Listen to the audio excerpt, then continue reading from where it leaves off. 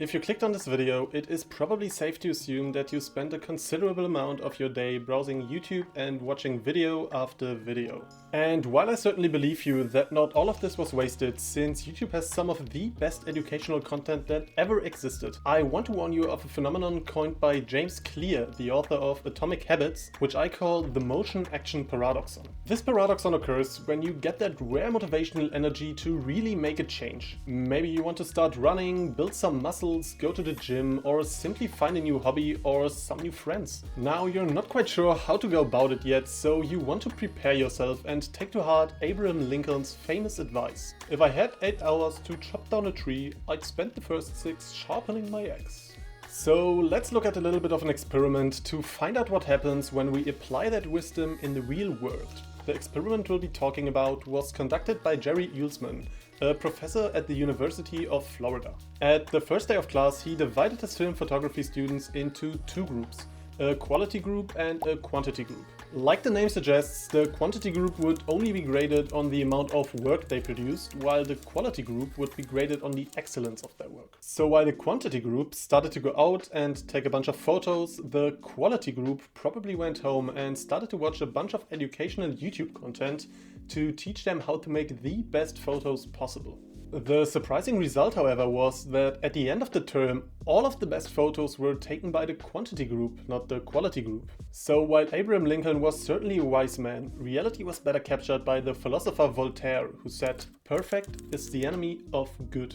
And the reason why this statement by Voltaire is correct is because there is a difference between motion and action. While you're in motion, you're gathering information, strategizing, and learning. You're preparing yourself to overcome the task, but you're not really producing any results yet. Being in action, on the other hand, means that you're actually engaged in the task at hand.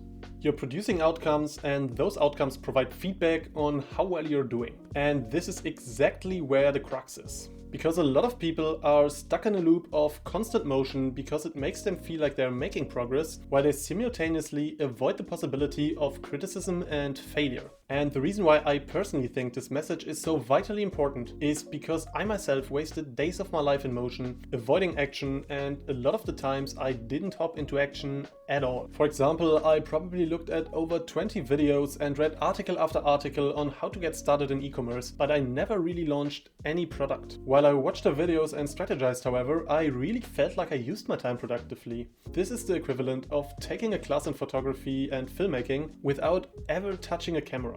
Now, that obviously doesn't mean that Lincoln was completely wrong and sharpening your axe is useless, but as James Clear says, when preparation becomes a form of procrastination, you need to change something. And while James Clear's book Atomic Habits is certainly the best guide in teaching you how to actually do stuff, for me the even bigger game changer in that regard was the book Mindset by Carol Dweck. That's because Mindset taught me the actual reason why I did everything to avoid criticism, which was and sometimes still is my fixed mindset. This term describes the internalized belief that abilities are set in stone and therefore a direct reflection of my inherent potential. Going back to the example about photography, that would mean if I made a bunch of bad photos, the direct conclusion from that would be that I was just not creatively gifted.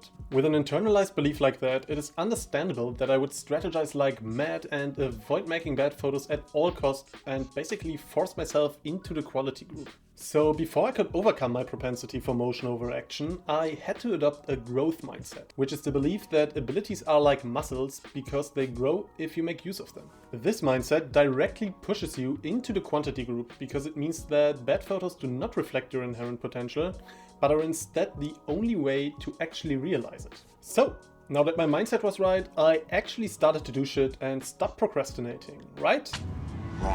There was still one last obstacle to overcome, which was learning how to handle neurophysiological arousal, which is the activation of our sympathetic nervous system triggering our fight or flight instinct. Simply put, increased neurophysiological arousal leads to an increase of heart rate, respiration, and blood pressure.